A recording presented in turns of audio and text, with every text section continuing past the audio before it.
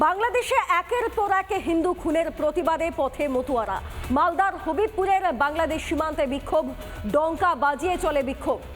মতুয়াদের সঙ্গে সামিল মালদার হবিবপুরের বিজেপি বিধায়ক জুয়েল মুর্মু।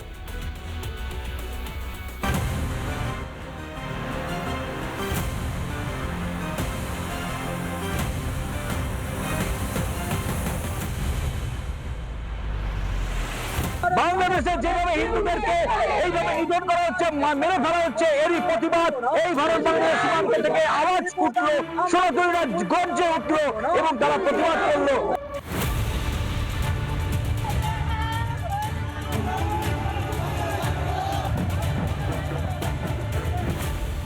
দীপচন্দ্র দাস থেকে অমৃত মণ্ডল। বাংলাদেশে লাগাতার হিন্দু খুন, হিন্দুদের উপরে নির্যাতনও সেদেশের লাগাম ছাড়া। এসবের প্রতিবাদে পথে মতুয়ারা। বাংলাদেশ সীমান্তে ডঙ্কা বাজিয়ে বিক্ষোভ। বাংলাদেশ সীমান্তে মালদার হবিবপুর। শুক্রবার এখানেই বিক্ষোভ দেখান মতুয়ারা। যেটা আজকে হলো বাংলাদেশে, এরকম হিন্দুদের প্রতি এরকম অত্যাচার আমরা এটা মেনে নিতে পারছি না, আর এটা কোনোদিন আমরা মেনে নিতে পারবো না। তাই চাইছি দীপু দাসের বিরুদ্ধে যে এত বড় যে ষড়যন্ত্র হলো, এইভাবে যে পুড়িয়ে মারা হলো, এর আমরা সমস্ত হিন্দুরা এর বিচার চাই। হিন্দু সনাতনীদের উপরে এই জুলুম, এই অত্যাচার শুধু বাংলাদেশে নয়, পশ্চিম বাংলাও দেখা গেছে। তার প্রতিকার চাইছি এবং আম জনতার কাছে দাবি রাখবো, আগামীতে সমস্ত হিন্দুরা ঐক্যবদ্ধভাবে আমাদের সুরক্ষা নিশ্চিত করতে হবে।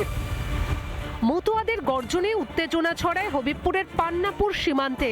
বিক্ষোভে সামিল হন হবিবপুরের বিজেপি বিধায়ক জুয়েল মুর্মু। বাংলাদেশে যে ঘটনাটা ঘটেছে, আমাদের বাংলাতেও সেই ঘটনাটা ঘটেছে। সে মুর্শিদাবাদে দুলিয়ানে সেই ঘটনাটা ঘটেছে। ওখান থেকে এখানে কোনো ছোট নেই। তার জন্য এই সরকার যদি থাকে, এই রকম আমরা দেখতেই থাকবো। কার সাহসে সেখানে ইউনূস সেখানে আছে, আর তার এখানে বোন, তার সেখানে ব্যবস্থা এরকম হচ্ছে। ওইখানে তার দাদা, এইখানে তার বোন।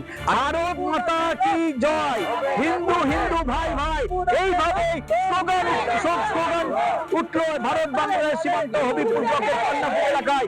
এবং এইভাবে যদি চলতে থাকে, তারা আগামী দিনে বাংলাদেশ সরকারকে উপযুক্ত শিক্ষা দিবে। বাংলার এই সনাতনীরা। মালদা থেকে দীপঙ্কর গোস্বামী, রিপাবলিক বাংলা। নানা ধরনের কন্টেন্ট দেখার জন্য লাইক করুন, শেয়ার করুন আমাদের ফেসবুক পেজ, সাবস্ক্রাইব করুন আমাদের ইউটিউব চ্যানেল।